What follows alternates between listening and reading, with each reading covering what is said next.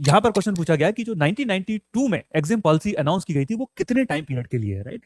तो this is also एक question जो हमें आइडिया देता है कि इस तरीके का क्वेश्चन हम एक्सपेक्ट कर सकते हैं, राइट? हालांकि ये इजी क्वेश्चन है, अब मैं एग्जैक्टली ऐसा क्वेश्चन नहीं एक्सपेक्ट करूंगा, बट ये टॉपिक एग्जिम पॉलिसी क्या होता है ये इंपॉर्टेंट बन जाता है।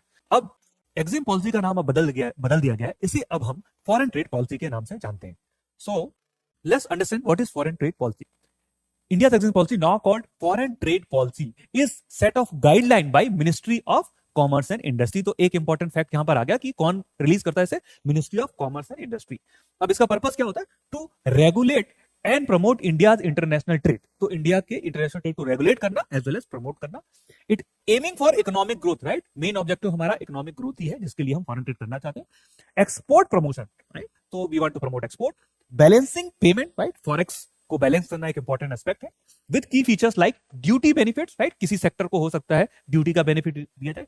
Streamline process, once again ease of doing business is important. Support for MSME via the DGFT, right? The policy is announce for a period of 5 year, right? तो ये 5 year के लिए अनाउंस की जाती है विद एनुअल अपडेट। तो इसमें कुछ अपडेट हो सकते हैं। Focusing on liberalisation, incentive and global competitiveness.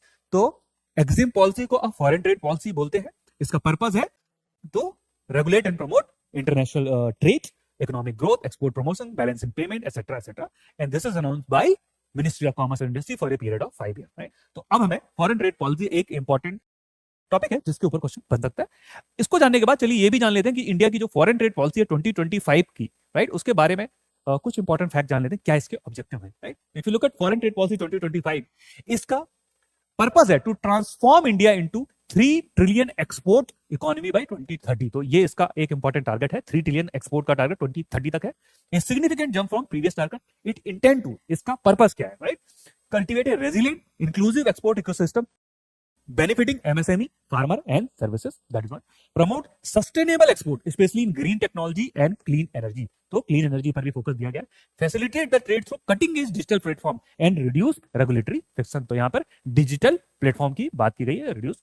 Decentralise export promotion to empower district and inset, right? तो एक्सपोर्ट प्रमोशन को डिसेंट्रलाइज करना है ताकि डिस्ट्रिक्ट और स्टेट को एम्पावर किया जा सके। Align export with global trade guideline on compliance and sustainability. This is another target.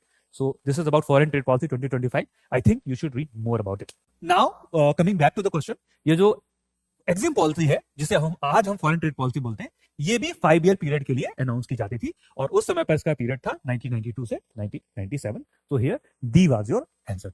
So I hope you now understand that a question on foreign trade policy can be expected.